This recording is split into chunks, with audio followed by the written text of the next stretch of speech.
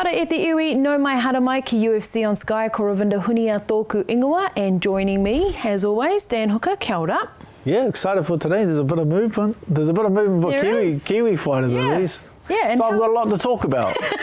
Excellent. Excellent. Well, before we get into that Kiwi movement, which is obviously very exciting, as you say, I just wanted to get your quick thoughts on UFC 310, because I feel like, just like the last pay-per-view, this poster has been in our wall for a few weeks, only because we're very familiar with it. We'll get a quick summary, and we'll never to be seen again. Yes, that's right. Yeah, like Ian Gary, I feel like his stock went absolutely nowhere, if not up from that, coming in on short notice against Shavkat, the boogeyman of the welterweight division. And I feel like the story of this fight was he made him look human. He made Shavkat look human. You know, he'd been tearing for everyone, 18 wins, 18 finishes, and then to go out there and Ian Gary almost subbed him. He did all right on the feet. Like there was nowhere where Shavkat truly dominated except like the kind of body lock against the cage, holding him there, which is pretty much what Ian Gary did to MVP in his last fight, and everyone was pissed off at. So it's like for him to go out there and try to do that in this fight was a bit of a surprise. But yeah, he gets the next title shot versus Belal Muhammad. Am I expecting crazy pay-per-view numbers for that? Like, not really anymore, but yeah, like it's a movement in the welterweight division. So it's probably the worst case scenario for the UFC that he gets made to look human before he fights for a title. That's probably the worst case scenario for the UFC. And speaking of making people look human, I think that's probably what happened in this case of Pantoja and Kai Asakura as well. We weren't quite sure what to expect because we hadn't seen Kai fight in the UFC before, but what did you make of his performance against the champ? Yeah, like dangerous guy. We knew that coming in. Like dangerous guy with absolutely nothing to lose, which is that obviously adds an element of danger for Pantoja because of the unknown. There was a few of those jump knees early in the first round, and Asakura's got a couple of knockouts on his highlight reel from that jump knee, so it is dangerous. But yeah, like just too much to ask in his debut, coming down to flyweight. First UFC fight as a pay-per-view main event, fighting for the world title.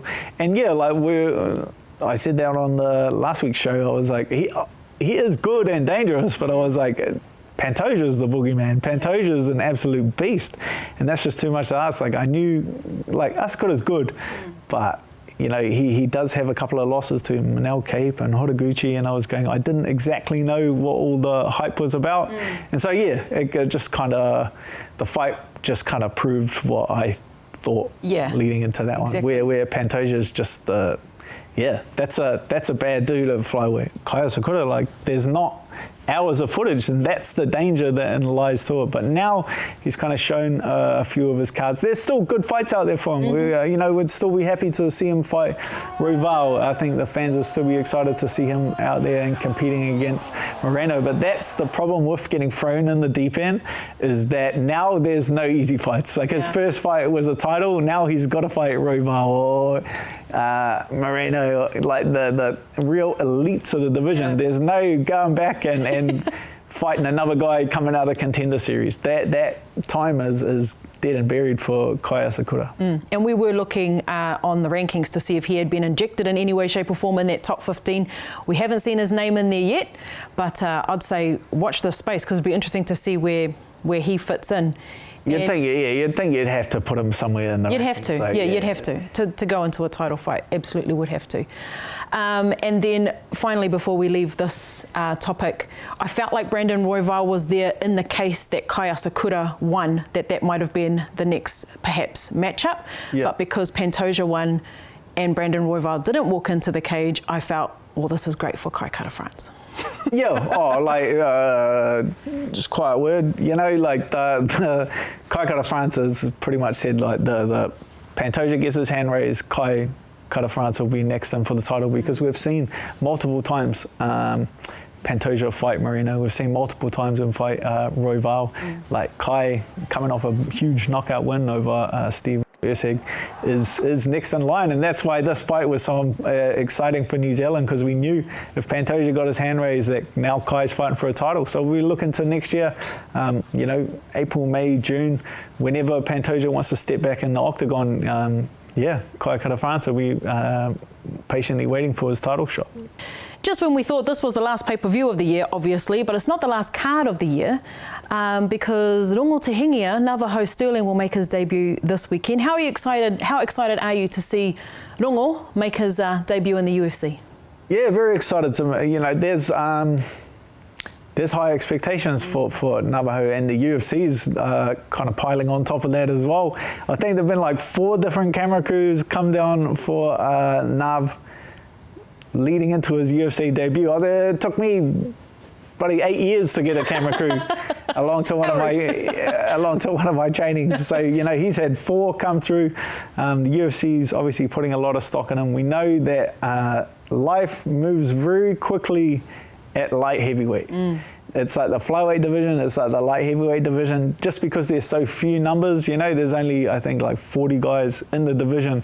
So 1 or 2 wins and you find yourself in the rankings. Absolutely. And before we will be talking to Navajo Stirling very, very shortly. But before we do, here is a brief look at his journey to the UFC octagon.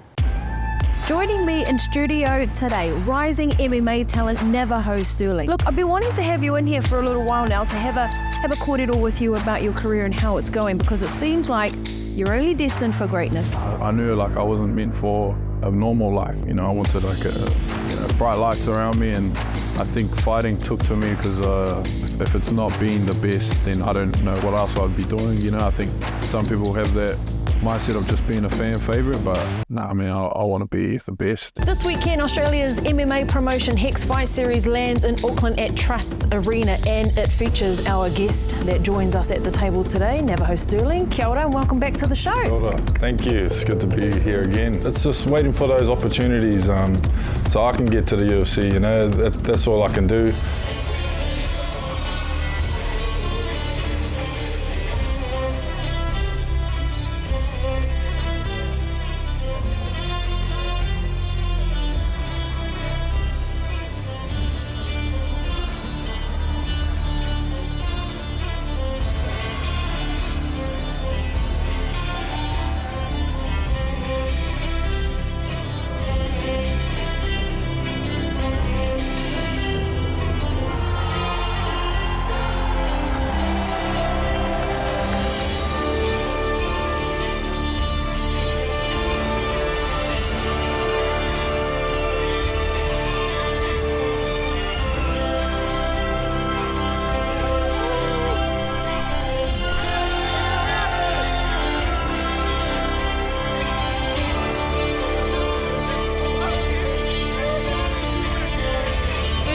Navajo, welcome back to UFC on Sky. What a win on the Hex stage.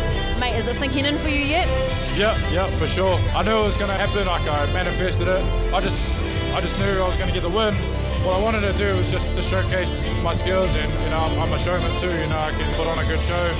Look, last time we spoke, we were talking about preparation for this fight, but where to from here for Navajo Stirling? I'm hoping to get one more fight in 6 weeks on the next Hex show. So that's Melbourne, so that's why I wanted to put on a show so they know I'm coming for a big fight. He might get out of there with inside foot. Uppercut! Cage in goal! Here it comes! Here it comes! Navajo Stirling is the light heavyweight champion! Undefeated in mixed martial arts! He wins his first title in the sport! That'll probably push me toward Contender Series. So we're just building a big campaign behind me now. I think the UFC got to see me, so yeah. This is Dana White's Contender Series.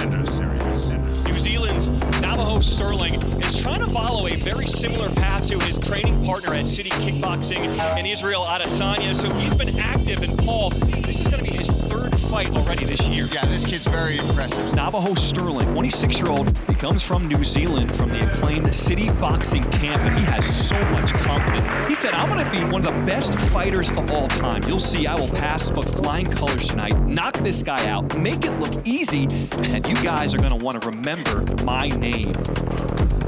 Oh! Good night! One-punch knockout for Navajo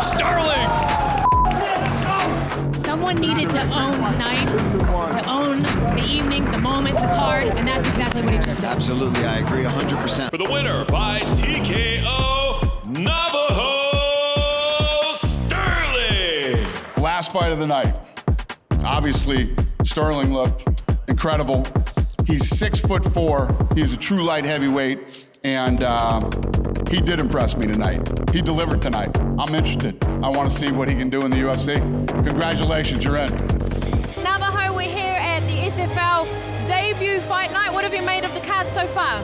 Yeah, it's good. This is a good venue. I think staff's running a real well put together event here, and I'm excited to see the fights. Before I let you go, and we know that you've got a fight slated for the end of the year, how have preparations been going so far ahead of your UFC debut? Deep in camp at the moment. Everything's like all firing.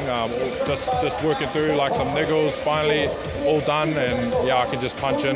No more distractions, and just go hard. Look, congratulations, mate. We were sitting here in studio last week, watching you fight on the Dana White Contender Series, watching you just absolutely dismantle Philip Latu in the most respectful way possible.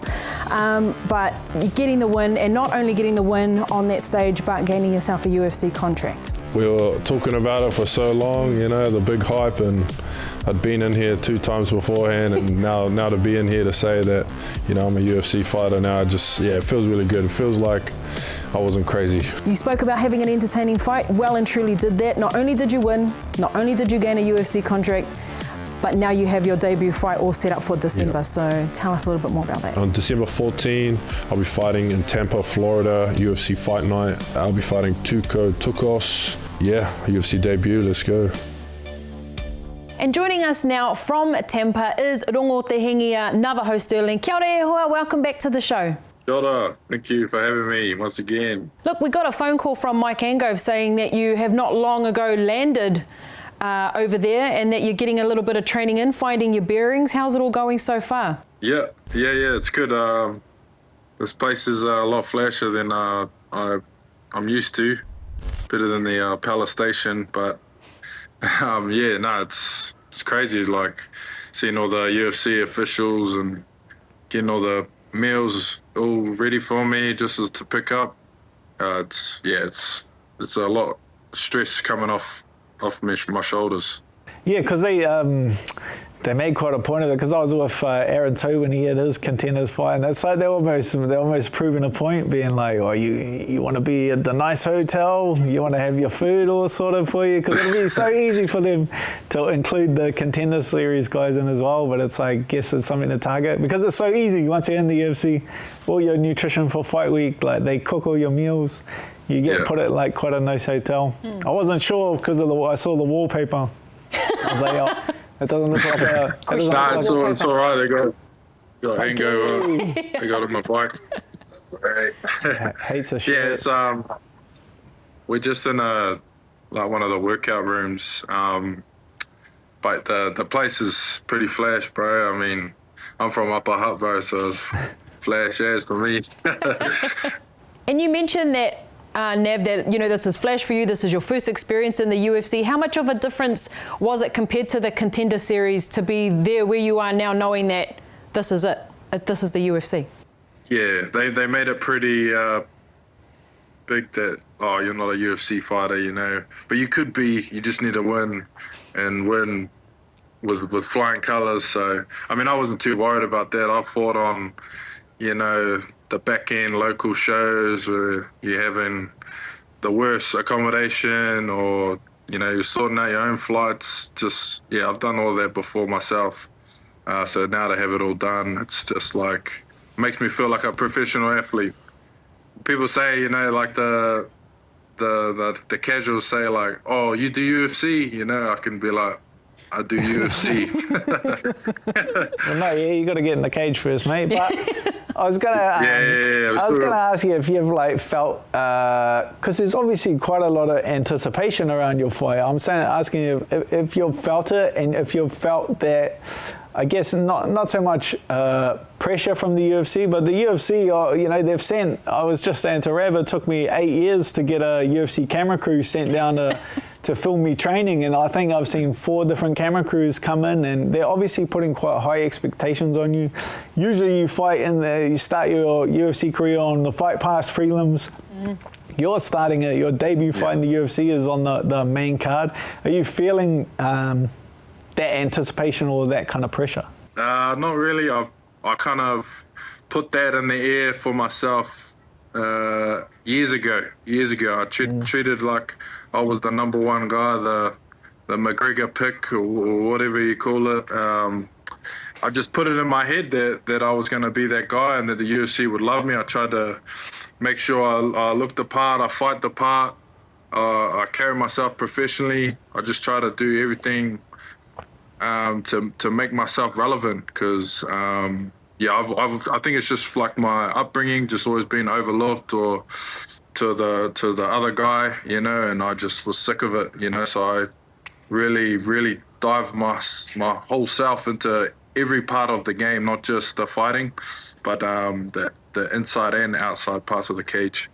And that's something that City Kickboxing actually really good at supporting their fighters with too, because, fight cards that we've gone to in the past, we've seen you there. You're not on the card, but you're there, you're supporting the fighters that are going to be performing on the night. New York, Las Vegas, you've already been to these places before. How much of a help is that in terms of your preparation on a big stage like the UFC? Yeah, huge help. I remember my first time we went to New York, staying at bloody Bruce Wayne Batman's house, and it was a wide-eyed kid, I was a wide-eyed kid. I wasn't used to that flashiness, like everything. I just kept soaking those moments up. Then I think the year after that, we went to Miami, and it was just like the ultimate VIP king treatment, the hype leading up to the fight, and I would try to envision myself in Israel's shoes and how I would feel going through all the things that he would be going through. And then I think after when we got to Sydney, which was when that was the third time, I realized, I want to be here for myself now. I've seen enough. And next year will be my year. And I've just clawed my way to get here. Yeah, I guess that is like, I don't really think about that or take it for granted, but you've had so many reps of being along to those big fights, and that's the absolute, like Israel Adesanya pay-per-view main event world title is just the absolute pinnacle of the sport. Like you get to sit there, watch the amount of media the guy does. You get to sit there, watch how the UFC machine operates behind the scenes. So I guess once you get there, you're ready for it. As you say, you went to the last event and you said, it's my turn now. And I guess that's the mental place that Eugene wants to get, because he sent Israel, before he fought in the UFC, he sent him along and he cornered me for one of my fights. And it's just those mental things. Because my second fight in the UFC was when I didn't get the jitters for my first fight, but my second fight, it hit me because I had a bit of more time and let it sink in. So do you feel like you're going to get any UFC jitters getting out there, or you just think you're ready to go? I'm very good at blocking out the noise. Nothing, all the stuff just becomes not relevant to me, and I block it all out just for that one moment in time, just to fight. That has always been huge key for me, because I'm not thinking about how I look on TV, or if people think I look funny or stupid or I did a dumb move in there. I'm just so present, and I'm just reacting to what's in front of me. And when we go in there, like all that hype, all that doesn't matter. Like the other guys in there, to just smash my teeth in, So I'm just focused on doing the exact same back to him, blocking out all the noise, forgetting about my kickboxing record. He could chin me, he could start piecing me up on the feet, and if I get disheartened, then I will lose. And I try not to think about that. I try to think, how am I going to win? What I wanted to ask you was how do you rate your opponents? Obviously 10-4. One fight in the UFC, which is a loss. Like where do you think his skills lie?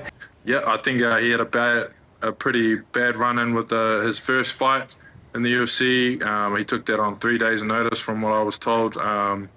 He just didn't get to showcase what he has fully. I'm sure he's got a well-rounded game. I've seen he's got some good big finishes on the feet, and on the floor.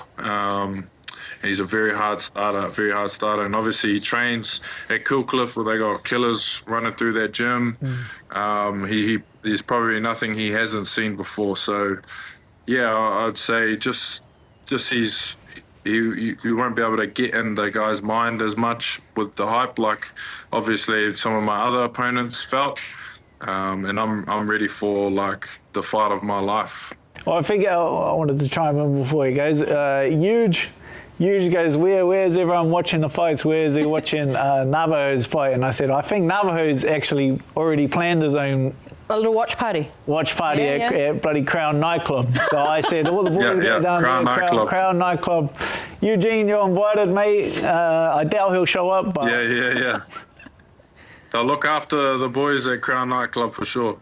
Nice one, bro. Well, before we let you go, is there anything you want to say? I know you've probably got some whānau over there with you, but for those who are still at home, maybe still down in Upper Hutt or here in Auckland, what do you want to say to them before you take to the Octagon this Sunday afternoon? Just want to thank everyone that's been supporting me over the years. It's had a crazy life. I've had a crazy life. I'm sure all the people I've worked with, trained with, they've all heard me talk about this moment for such a long time. And I just want to say, like, I told you so. I told you so. And here we are. Just watch Saturday night. Now, Navajo Stirling isn't the only UFC light heavyweight from New Zealand to have some, great news this week. We have another teammate soaring for the top. Jan Blacowicz, ranked number 4 in the light heavyweight division, and Carlos Ulberg will be facing him in London. Yeah, I knew about this. I know you did. Had the inside scoop, but I knew it was about to get announced. But that's a huge fight for Carlos. This will essentially be a title eliminator for him. He gets his hand raised in here. It'll be pretty hard to deny Carlos Ulberg a title. So everything we said is coming to fruition. Kai Kara-France going to get a title shot. Carlos Ulberg 1 fight away from a title shot. Me fighting in. Going to get, one fight away from a title shot. So, it's incredibly exciting, but very tall ask. Blacowicz, incredibly well-rounded. Obviously has wins over some huge names. Israel Adesanya. He can mix things up well. He's good against the cage. Very good at takedowns and top control is great. And dangerous, heavy hand, Polish power. That's what they call him. So it's a tall ask. And also Carlos Ulberg obviously flying over to, this is on the London card. So he has to fly to the other side of the world. Me, myself, being on the London card as well. It is so far away. That was your first visit too. I do not envy this, man. Well, in my defense, I didn't accept the fight. I didn't know where it was when I accepted That's true. the There was fight. no location, I said, I'll fight him. And then they go, that's a London card. And I'll go, London? Very far away. Far away. But Carlos, he knows that. He's going to go over a couple of weeks early and just train over there and acclimatise and get over the jet lag, which I found was the most difficult aspect. Jan Blacowicz, let's put this out there, former champion in this division as well, which means an absolute step up for Carlos Ulberg. And you mentioned Israel Adesanya. He fought him, didn't have that success while he was champion. But what does a camp against Jan mean for City Kickboxing, having already prepared for Jan Blacowicz and now being able to transfer that to Carlos? Yeah, it's a huge advantage. Like, that's what I always say. Every fight, you show your cards. You show a new aspect of your game. You show your strengths. You show your weaknesses. You show your hand every single time you fight. And obviously, we have our coaches have studied this guy inside and out. They know him well. We've seen how his skills go. We know how Carlos matches up against him. So we're definitely there'll be a huge advantage there. Yes, Dan, so very exciting times indeed. That fight, Carlos Ulberg, Jan Blacowicz, goes down March 23rd, 2025 in London at the O2 Arena. Do not miss that. And of course, though, this weekend, do not forget Navajo Stirling making his UFC debut in Tampa, Florida. Don't miss that. All that action is on ESPN. The prelims are on at 2 p.m, but Navajo will be in action from 4 p.m. as the first fight on the main card. Thank you for joining us. Hei ko nā mai.